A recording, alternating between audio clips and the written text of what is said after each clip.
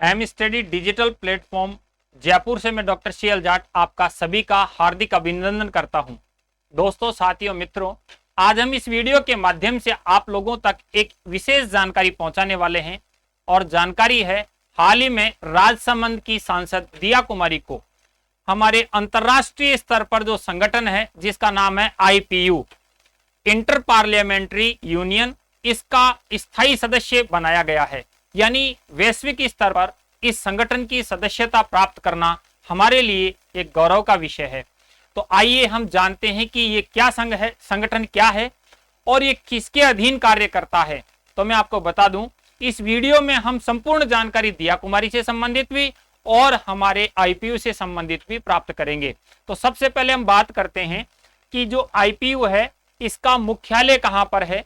तो आपको यह जानकर हर्ष होगा कि इसका मुख्यालय वर्तमान में जेनेवा में है, स्विट्जरलैंड के अंदर जेनेवा में है और वर्तमान में इसके 179 यानी 179 सदस्य राष्ट्र इसके सदस्य हैं।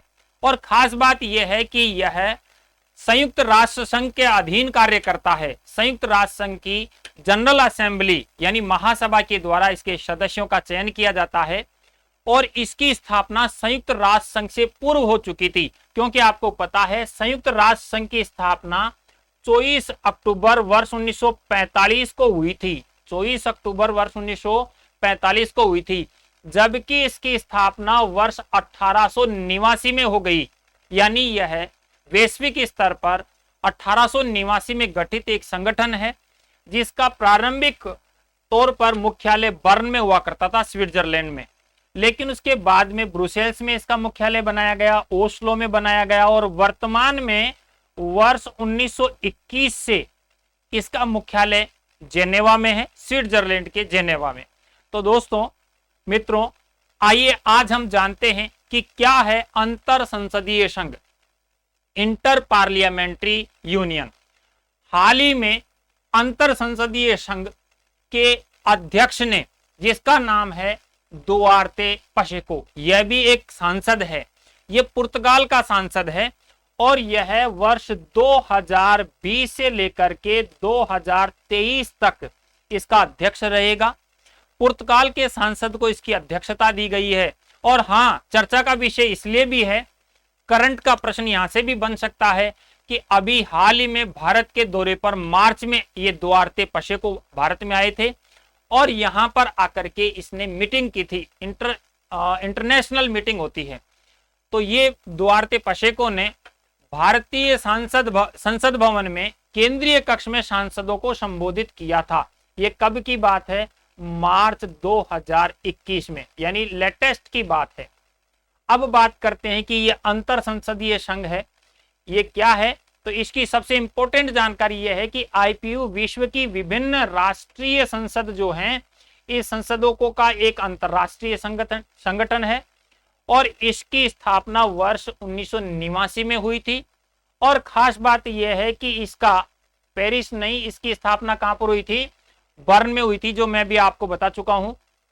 इसकी स्थापना फ्रांस के, देखो, इसके करने के वाले, इसकी स्थापना करने में दो व्यक्ति कर्णाधार माने जाते हैं। एक है पेशी फ्रांस के और दूसरे हैं क्रेमर, ये कहां के हैं? हमारे इंग्लैंड के। तो इन दोनों का योगदान विशेष है और ये क्या कार्य करता है कि विवादों की मध्यस्थता के लिए संयुक्त राष्ट्र संघ, जिसके बारे में मैंने अभी हाल ही में बताया कि वैश्विक स्तर पर विश्व में शांति और एकता स्थापित करने के लिए संयुक्त राष्ट्र संघ जो है, इस संयुक्त राष्ट्र संघ के अधीन कार्य करता है।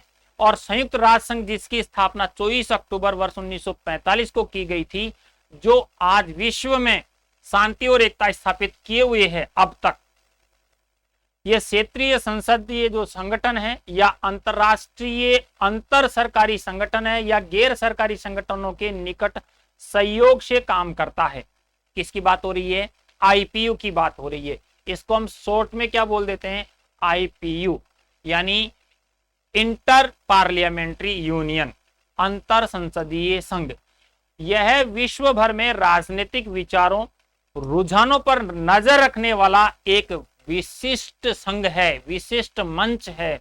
तो दोस्तों, आइए लगातार इस वीडियो को देखिए कि इस आईपीयू का उद्देश्य क्या है, इसकी स्थापना या इसका स्थापित होने का उद्देश्य क्या रहा है।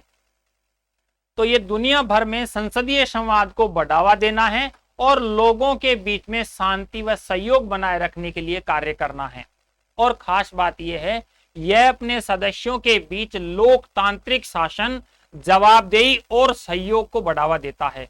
और इसका जो आदर्श वाक्य है वो है फॉर डेमोक्रेसी फॉर एवरीवन, यानी लोकतंत्र के लिए, यानी सभी के लिए। ये इसका क्या है, आदर्श वाक्य है। और खास बात यह है कि यह आज वैश्विक स्तर पर बहुत सारे कार्य करता है, जिसमें आपको मैं संक्षिप्त में बताना चाहूंगा कि यह अंतर संसदीय संघ है। यह अंतरराष्ट्रीय स्तर पर यूएनओ के अधीन कार्य करने वाला संगठन है। इस आईपीयू प्रकोष्ठ को आईपीयू से संबंधित सम्मेलनों का आयोजन करना इसका प्रमुख कार्य होगा। ये प्रकोष्ठ कौन कौन से हैं, कार्य, सम्मेलन और बैठकों का किस प्रकार से, सभाओं का किस प्रकार से ये आयोजन करता है, सारी जानकारी इसके अंदर है। तो प्रतियोगी विद्यार्थी इसका स्क्रीनशॉट ले सकते हैं। और यदि आप सामान्य जानकारी प्राप्त करना चाहते हैं तो भी आप इस बिंदु को अवश्य पढ़ेंगे, क्योंकि ये बहुत जरूरी है कि अंतर्राष्ट्रीय स्तर पर आज हमारी पहचान जो है वो कायम है और हम इसको बढ़ा रहे हैं। इस आईपीयू के वर्तमान में सदस्य राष्ट्रों की संख्या 179 है, जबकि यूएनओ के सदस्य राष्ट्रों की संख्या 193 है। दक्षिणी सूडान जो नवीनतम राष्ट्र है 193, जबकि इसके कितने 179 है। इसके 2 ऑब्जर्वर स्टेट हैं, जबकि काउंटिंग नहीं होती है इसकी। इसके एसोसिएट जो सदस्य होते हैं वो 13 हैं। इसके सदस्य राष्ट्र कितने 179, यूएनओ के सदस्य राष्ट्र 193। इसके ऑब्जर्वर स्टेट 2 हैं और इसके 13 एसोसिएट सदस्य हैं।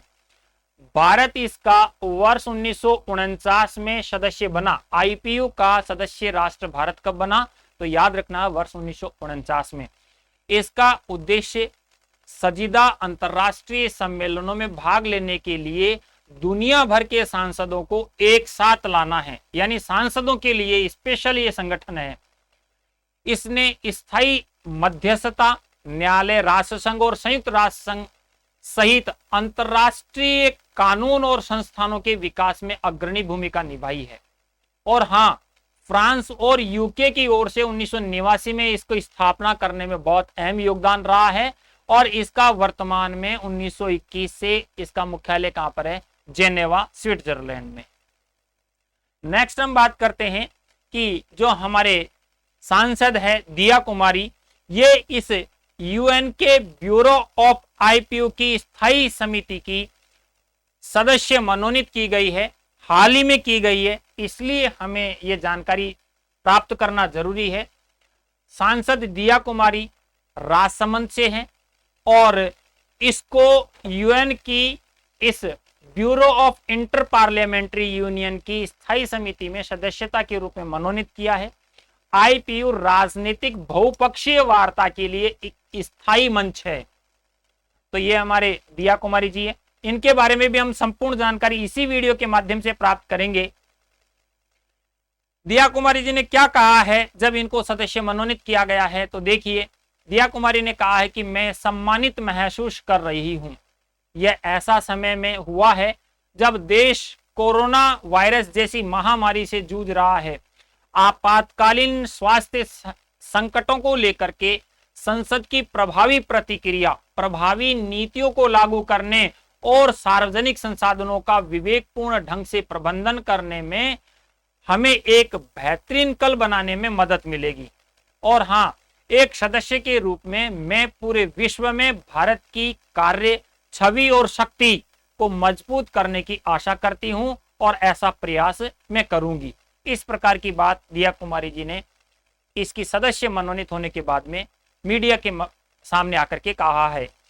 तो आइए दिया कुमारी जी को लेकर के हम इनकी जीवनी पढ़ते हैं कि इनका जन्म 1971 में हुआ और इनके जीवन संगी नरेंद्र सिंह जी थे। और इनके 2 बच्चे, एक बच्ची है, यानी 2 लड़के और एक लड़की है। और ये वर्तमान में लोकसभा सदस्य है, सांसद है, 2019 से है। और इनका क्षेत्र, चुनाव क्षेत्र है राजसमंद। और इनका जो पहले सांसद से पहले ये विधायक भी थे, एमएलए भी थे रहे। और दिया कुमारी जी जो विधायक जो रही है वो रही है 2013 से 2018 तक सवाई माधोपुर सीट से चुनाव लड़ करके इन्होंने ये सीट प्राप्त की थी। आइए संपूर्ण जानकारी इस वीडियो में आप लोगों को हम उपलब्ध करवा रहे हैं।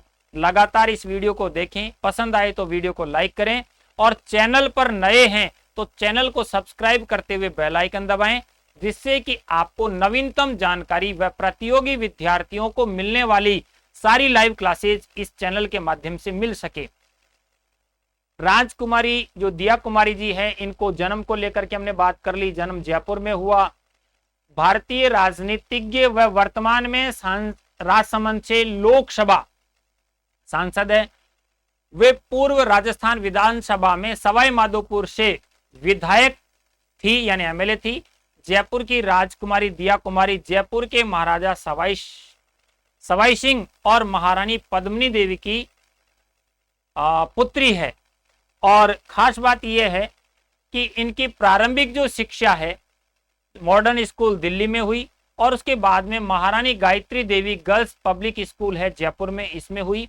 बाद में सजावटी कला पाठ्यक्रम के लिए लंदन चली गई और वो परिवार की विरासत को सजाने और संभालने का कार्य करती रही, जिसमें सिटी पैलेस जयपुर जो उनका आंशिक निवास स्थान था वर्तमान में भी है, जयगढ़ दुर्ग है, आमेर है। 2 ट्रस्ट हैं, महाराजा सवाई सिंह द्वितीय संग्रहालय ट्रस्ट और दूसरा है जयपुर में जो है, दूसरा है जयगढ़ पब्लिक चैरिटी ट्रस्ट। ये दोनों ट्रस्ट हैं। इनके 2 विद्यालय का कार्यभार भी ये देखती हैं। पहला है द पैलेस स्कूल और दूसरा है महाराजा सवाई भवानी सिंह स्कूल। वो 3 राजभवन होटल हैं, वो कौन कौन सी हैं जिनका ये प्रबंधन देखती है। पहला है राजमहल पैलेस जयपुर वाला, hotel Jaipur house mount Abu, और तीसरा है होटल लाल महल पैलेस। इनका प्रबंधन कार्य भी दिया कुमारी देखती हैं। आइए नेक्स्ट जानकारी इनसे संबंधित। इकलौती संतान होने के नाते राजकुमारी दिया कुमारी व्यक्तिगत रूप से अपनी दादी राजमाता गायत्री देवी, जो वर्तमान में हमारे बीच में नहीं है, की देखरेख में पली बढ़ी। वो विरासत की संरक्षक और अस्तित्व में जयपुर में शाही परिवार की कला और संस्कृति को बनाए रखने के लिए एक राजकुमारी का कार्य कर रही हैं। राजकुमारी दिया और महाराजा नरेंद्र सिंह के विवाह के बाद 3 संतान हुई, जिनका वर्णन इस प्रकार से है जो आप इसमें देख सकते हैं। और नेक्स्ट बात यह है कि 2013 में इनका सफर शुरू होता है राजनीतिक। अब से पहले राजनीतिक इनकी जीवनी नहीं थी, राजनीतिक जीवन से इनका कोई जुड़ाव नहीं था।